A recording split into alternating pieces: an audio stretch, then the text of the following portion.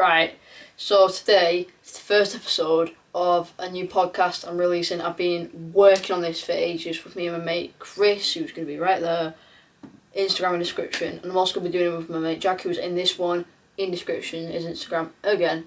Right, basically what's happened is, cause I've been trying to do it via like Zoom and Teams and all this sort of stuff, and it's fucked up, so we did it via Instagram, and I tried to screen record it, but the audio didn't work, and I knew that was going to happen. So what I've had to do is get my camera, turn it on, and just put some let the voices speak. So yeah, if you get confused for the first 5 minutes, or it's where you can just hear one voice, which is mine. You know, you want to hear this one. It's my voice, and then after a while, you can hear Jack, but it's clear like he's on the phone. So yeah. But I'm going to be working my ass off tonight trying to get this up before the fight, and it's going out on the this will not come out on the Saturday, which is what I'm recording right now on my camera very quickly. Going to go back on the editing. If you just look there, so yeah, I'm going to be grinding my ass off trying to get this video out for you guys. And also, that's for YouTube, for monetization, and then just go for YouTube going, fuck off to me, you know, for your ass YouTube. I was getting only a pound, like, you only get the money when you get $100, so yeah, it's not great, but I'm gonna reapply in February, so hopefully these will get loads of ads. But yeah, I hope you guys are gonna enjoy this podcast, and yeah, divertivo. I think it'll be a good one, like Khabib, he said it best, I thought. He thinks if it's not going to be first two, it's Conor all day, and I totally agree. Past that, Poirier's got him. I think it'd be just an engaged situation where, like, he's fighting him, and he's just like getting poured on, like, you know, like Justin's like going at him, like kicks from every angle. Like, I think that's what's going to happen for the first 2-3 rounds. He'll get dropped, Poirier. I do think he will, but he'll get back up, and he'll just be a dog for the rest of it. I can see him winning submission or a decision, me. And like he looks a lot motivated as well. Yeah, like he goes on like, oh, he was injured in camp with a Khabib like thing, and like I don't believe that. I think that's just an excuse saying he just wanted money and just shut him up. But if you want to shut someone up, you go over across the cage and mollywop the fuck out of their ass. That's what you do if you're gonna shut someone up you don't like. Not be like, oh, I thought it was a balloon, or he was just better than me, or no, you don't make these excuses. You go fight, you lose, say, you're a better man. Do you know what I mean? I think Khabib is just gonna have a layoff, but I want him to see I want 2 fights, and then I am happy for him to be done. I want to see him v Tony. I know Tony's not doing great, he's on a 2-fight losing streak. I want to see him v Chandler, Mcgregor or Poirier, and in Russia, Moscow, when like everyone can go. Might be the biggest pay-per-view in my opinion if that does happen, in Moscow. And then he just, honest to God, lays down the gloves and say, this is it, puts the belt down saying, this is it, no more, I swear to God, I've retired. Then I'll be like, yeah, bang on. Because like, he's been the greatest lightweight. Like, I think I had BJ Penn for a long time as the greatest. Now I have Khabib as the greatest lightweight of all time. It's GSP, and him and his dad wanted that fight, but I don't think it's ever going to happen, and I've accepted that. But just as like I saw a post of someone saying Dustin Poirier did 5 rounds with Max Holloway in a war, and I mean that, you know, like Max had a fat gasher, and I mean Khabib knocking him out in 2 rounds, and it's just like, what has this guy got in him? That is a fight that was meant to happen, but obviously, like, that's a bit wrong. Where like basically Holloway, he was making weight, he was doing his normal ritual, and then the commission saw him and went, nah, we're cutting it, which is wrong. I think they should go, right, Max, going to just do a few tests to see if you're 100% because you do not look it, and like then call it. Then I'd understand that. Other than that, I don't see a reason to be like going, yeah, we're calling the fight. first and foremost, any kind of combat sport is that you're safe, especially with dehydration. Yeah, 100%. Like, that can massively affect your chance of getting brain damage. Massively. Like Tony Bellew said it best. Like that's why they're making bridge weight. And I mean, have you seen? I think I've linked it to you. He did this 30-minute discussion, or it was 23. It was a long discussion about fight safety, and it was bang on. Like you couldn't argue against it. Like, and I was like, bang on, yeah, you're right. Because someone will get killed, and people have. Like, it's going down slowly, but that's great. Well, there is.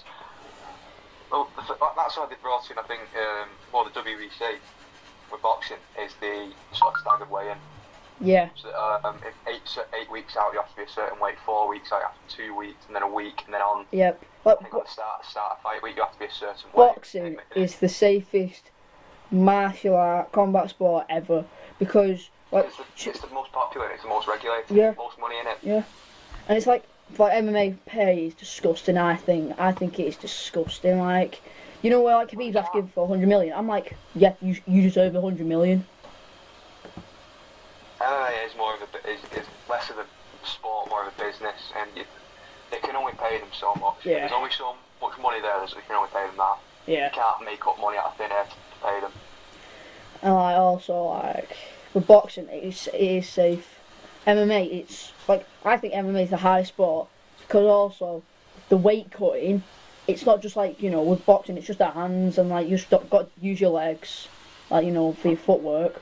You got your footwork, you got boxing, you got kickboxing, Brazilian jiu-jitsu, judo, wrestling, so many martial arts, karate, and like it's killing these fighters. But it's never going to be safe. There's never going to be a chance of you getting in an MMA octagon or a boxing ring and coming out and going in and thinking you're going to be 100% safe. There's no way of doing that. No. But there is ways. There are preventable deaths. And you see that a lot. Don't get me wrong. A lot of the time it is due to just accumulation of strike. I don't know what happened there, but getting back on it, it is less and less fighters are dying now from injuries in the ring. Yeah, and it's just amazing. Obviously, the reducing rounds, I think the increase in testing definitely helped. 100%. The height. Less. It's amazing. People, it's the accumulation. Mhm. It's the accumulation that's. I mean, did you see the video doing the rounds? I think it was September of Danny Williams. Danny Williams, former British heavyweight, beat Mike Tyson, and he was still he beat he knocked out Matt Potter with a. Oh yeah, the dislocated shoulder. Yeah, oh, that's one of my favourite knockouts. Yeah, he was still fighting in 2020. Oh yeah, he were. He had a fight in Russia in 2020, and it was doing the rounds, and it was stark. It was a very vivid, visceral representation of what it can do to you, and what a massive accumulation of strikes can do to you. Yeah. But nowadays, we say it's not unheard of, but it's very uncommon to get a death actually directly linked. Yeah. To a trauma in the ring. Like I've never seen, and I hope to God I never see one, a bang on. Just like a pure death, so like one punch and a death, like. Fucking hell. I got corona, lad. No, it's good job of doing this over call and not. The more. Yeah. It's surprisingly uncommon to see them just drop dead after. Yeah. After a fight. Yeah, I hope to God never see it. But like. But what's been massive though is the testing. Yeah. One championship they're the best at in MMA because sadly a guy died and it was bang on with cutting. So the guy went, he owns one FC went, nope, you're not cutting anymore. So what they do hydration tests, so they do 3. And instead of like, it's 185, then you 170. So if you're at welterweight, it's the max you can go is 185, minimum's 170. And that's what we need in the UFC and every other MMA organisation because it will just save lives just before they get into the cage. Do you know what I mean? Like, it's just stupid. But anyway, on the boxing, Fury AJ, mate. It's getting closed in, mate. It's close. I listened to Eddie Hearn on 5 Wide, and he was saying that it's pretty much done. But pretty much done is far from having a contract signed and having your posters out and whatnot. Yeah. There's still, I think the big one at the minute is location. Like, that's the big one. They're saying like Arizona at the minute is what I've seen, but also what's good. I've heard Saudi. That would make sense, but the big one. I think the reason is it's in the USA because Fury's contract with Top Rank, and they don't like travelling Top Rank. They're like USA or nowhere.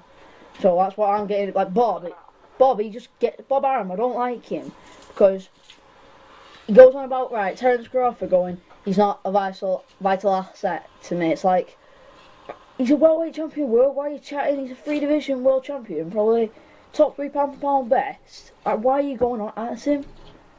Like, but I mean, the ones I think Hearn was talking. He said that there was 8 approaches, and I think he explicitly mentioned I think 5 of them. One was it was China, Singapore, Saudi, Abu Dhabi, and Australia. And it was just going on about how they might work into the most. I think the most likely, I think it's going to be in Saudi or Abu Dhabi. One of the 2. Put it this way, I don't even care how it happens. Oh yeah, we might as well have to do it the Lennox Lewis way. I don't care. I want it to happen. As Lennox Lewis said, I'ma go in the room, I'ma turn the lights off, and the winner come out. That's what I don't care. If I have to do it that way, we'll do it that way. I need to see an undisputed heavyweight champion of the world. Do you know who should have done it? Vlad. When Vitaly vacated WBC title, because it took him 2 years to make the fight, and nowadays that would never happen. And it was like, why? You should have got your mandate. WBC should have ordered 2 like that, like a snap. Then they fight, and then Vlad finds a way in a contract to go, alright, you're fighting me now. Let's get undisputed. Vacates IBO or something, gets undisputed, and then there we go. Got some history, but don't blame him. Well, this is going to be. Wherever it is, whenever it is, don't matter, could be next year. You don't know. Yeah. I'm just happy that it's happening and that both of them want it. And you can tell. Both of them want it. Because and that's the biggest hurdle. That they both want to be there, and they both. And the fact that it's becoming less and less about the belts and more about just supremacy. Because you look at this situation, I think it's the WBO and Usyk. Yeah. They're having a bit of a fit at the minute. Yeah. What's going to happen to him? Because he's obviously one of Joshua's mandatories, and they've offered him a lay-by deal, fight Joyce, and then you can win against the mandatory spot, basically. What do you think's going to happen to Wilder, though? Where does he slot into this? Right. Where do you reckon he slots in? Well, I think because I've been told he's going to fight Charles Martin, which I think is a great opponent to come back on. Former world champion, even though it's not really a world champion, you know what I mean? If you've seen the fight, how he became world champion, he weren't world champion, but I think he needs just a fight where it just boosts his confidence. Because I'm not seeing him on anything, but I mean, he looks a bit happier in his life, in his house, so if he's happy, but we just need to see him more time. I want to see him against Joshua. People go, oh, I don't want to see that fight. I do. I want to see every heavyweight fight every heavyweight. I want to see Parker fight Povetkin. I want to see Dubois fight Fury. I want to see him fight everybody, mate. I do not care. I just want to see these. Well, if you think about it, how old? They're not young. The big 3. They're not young. They're not. I think Wilder's 34. Fury and Joshua are 32, I think. Yeah. And they're not going to stick around. Because after after Fury Joshua, the pair of them could just go off into the sunset and never show their face in public again, and they'd be fine. the amount of money that they're going to make off this fight. So it really depends, because they're only going to want, because they're going to come off such a high from this event that there's not going to be many men out there who can satisfy their name. Yeah. Because don't get me wrong, I think AJ Dubois or AJ Joyce would be a fantastic fight. I want to see but that. It's not a commercially appeal. It's not got that commercial appeal that a Joshua Wilder would have. Yeah. And don't get me wrong, they're good technical fights. And that's why I think Ruiz isn't going to get his third fight. I think he'll do Fury. He'll probably have 2 fights with Fury, maybe fight Wilder, and he might give White a rematch, and then I think he'll pack it in. I think Joshua is going to fight Fury twice, Usyk, and then does whatever he wants for me. That's what I'm seeing more than anything else. He might do Usyk. If Usyk, because I'll be honest, I don't think Usyk still proved himself at no. He's to be effective at heavyweight. Fought 2 guys and one's just come in the top 10, and it's kind of like a journeyman. Like, if you're going to go for a world title, you fight him, and then you're going to fight former champions, and then you're going to get the interim belt, and then you're going to fight the real guy. That's how it works with Chisora. I love him, but Chisora's a gatekeeper, though. He's not to be sniffed at as an opponent. Yeah. You can't go, oh, it's just alright, it'll be alright. No, that guy's got power like a it's like he's just got a brick and gone, you alright? Bang in your face. That's what he's like. I was impressed with his chin, though. In all honesty, I was impressed with his chin. I'm always impressed. And like, I feel sorry for him in the way of he worked so hard. Like, I've never seen Chisora work that hard for a professional who does a lot. I've never seen him work that hard in the gym. So props goes to him. But I do feel a bit sorry for him, but also one thing, Canelo v. Yildirim, is that his name? Is that how you say it? Right. Yildirim. Yeah, that's it. Yildirim, I think. Right. I don't think you pronounced that. I don't know. There'll be some. But yeah, I'll put it on screen. But he's going to be fighting Canelo for WBC, WBA, and Ring Magazine Super Middleweight Championship. It's in February, isn't it? Yeah, it's very cool. It's February. It's the same week as I think Plant's fighting, but apparently he's trying to fight deal with Matchroom, which I don't know if they're gonna do. Yeah. Right. Right. If I was Eddie, listen here, you posho. He's got to do 2 things. One, so he's gonna fight him, and I'm saying a knockout. If Chris Eubank can do it, and so can Canelo. And Canelo's got major power. I'm not being funny. It's just going to be a televised sparring match. Yeah. It's a mandatory though. He's got clean it up. I want him to fight Saunders though. Forget the Odin fight. It's a mandatory. If Canelo doesn't do anything but run through him, it'll be a disappointment for him. If he doesn't. But yeah. This will be like the Fielding fight. See him past that. Yeah. Canelo doesn't do that. Because Eddie is...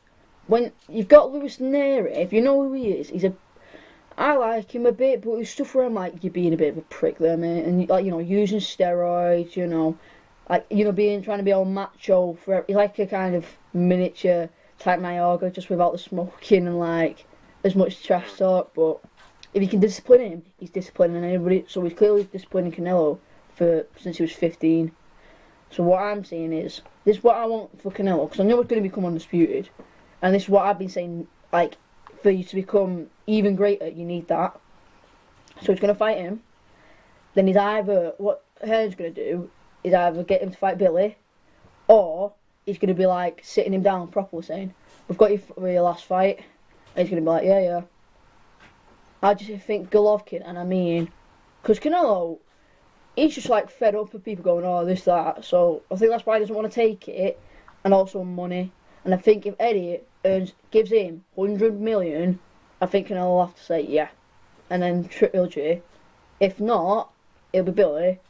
Then go back on a free agent to PBC and fight Caleb. I think any kind of Golovkin trilogy would have to be at Super. I can't see him coming down again. It would.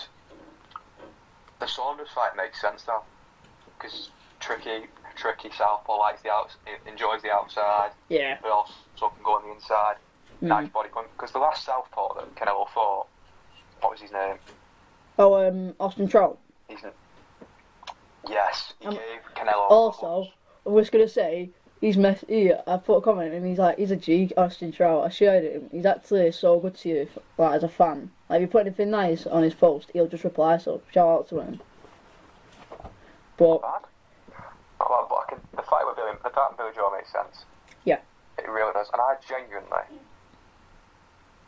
if Billy can stay disciplined, and if he can because obviously he's going to get himself up for it. Oh yeah. He'll be earning millions. If he can get himself up for it, I think a well-disciplined Billy Joe Saunders, who's on his game, could beat him. See, the David Lemieux fight, that's the one where I could see him beating Canelo, but at the same time... Oh, no, sorry, not Trout. It was Landy Lara. That was the last southpaw he fought. Was it Lara? It was Lara. Yeah, that was it. One of the two. But, people say Canelo lost. I don't think he did. I've actually watched the full fight, and all I just saw was Lara throwing jabs, and he made Canelo miss, but Canelo was like head down and was throwing those hard body punches, quick combinations. So that was one of those times where I thought, I think people are wrong. But I think Canelo's got it. I can't really. Obviously he goes in his favourite. You can't not stick him in as the favourite there in that fight, but you do have to. Billy Joe will undoubtedly ask questions of him. Yeah.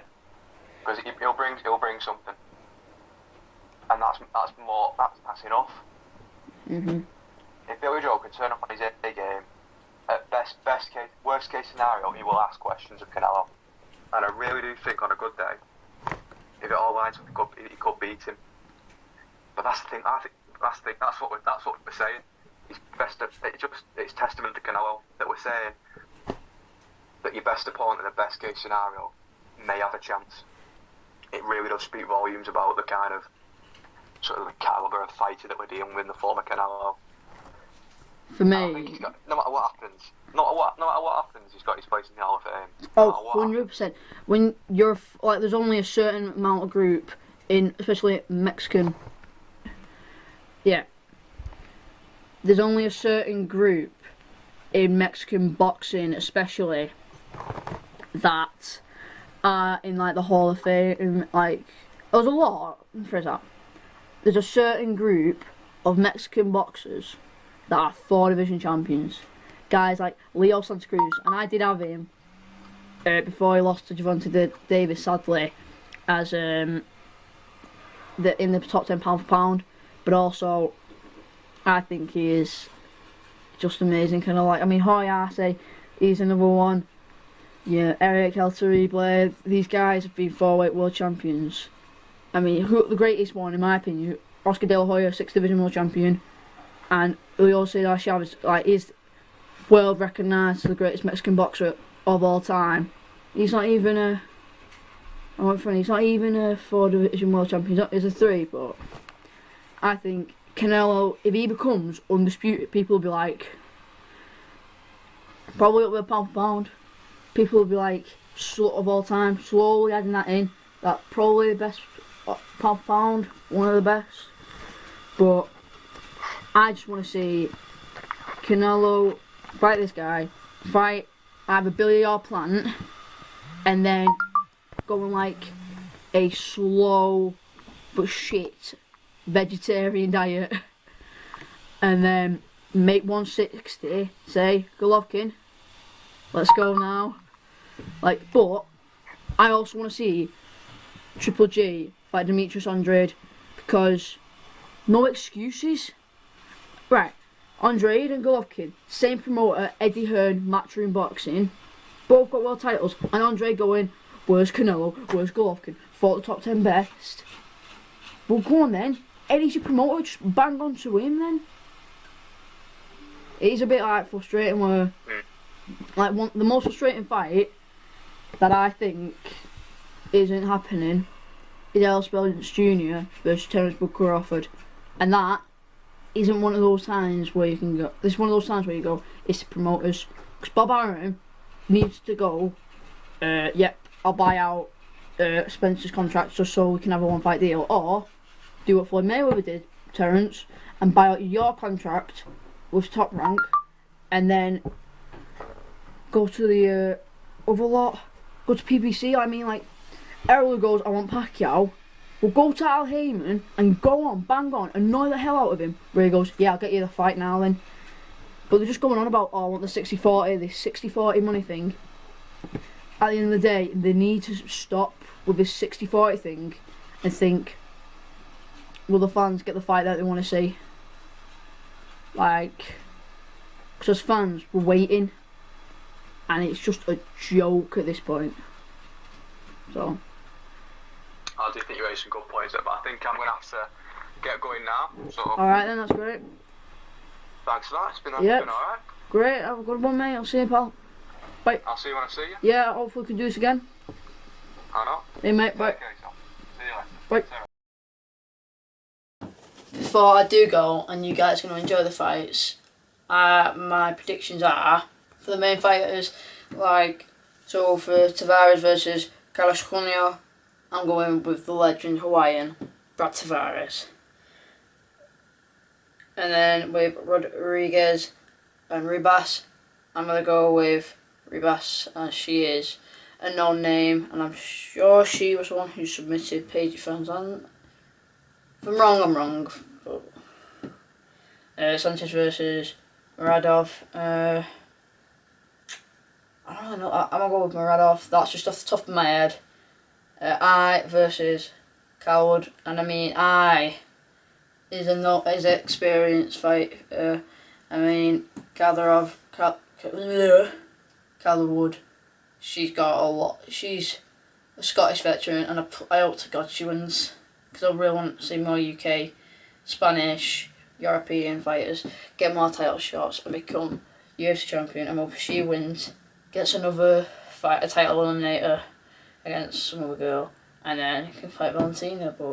And Hooker versus Michael Chandler. Hooker welcoming the best lightweight never to be in the UFC, Michael Chandler. Three-time world champion with Bellator. So I'm gonna give this to Chandler, but I do think whoever he fights next, got a feeling he'll lose. But yeah. And the main one, Poirier versus Mcgregor. Like I said in the podcast, first 2 rounds, Mcgregor. Past that, Poirier. I hope to God if it goes to the decision. Lo siento. I hope to God Dustin wins, so Diamond, DP, I'm rooting for you, bro. That's where I'm going to be ending this podcast video thing today. Hope you guys did enjoy this video. Before I go though, shout outs to Jack, Chris, the guys who made my logo, Nathan, my cousin, fucking class. His links will be in the description. The thumbnail, the logo, be on screen right now. You want anything, go to his Instagram, down in the description. Honest to God, his logos is amazing, his photos are so good. He won't let you down, I swear to God. He's an amazing guy, and he has some bright ideas with like images. Like, he really helped me out with this logo. I was like, oh, just do this, do that, and he went, well, what about this, what about that, and he's made it unbelievable. So thanks, Nathan, legend. And yeah, go follow my Instagram account and go follow my boxing account. Thank you guys, you 1,000 plus followers. Love you all. And yeah, gracias por ver la video y suscribir y adiós por ahora. Sí. Sitting here, I got time. It's clear to see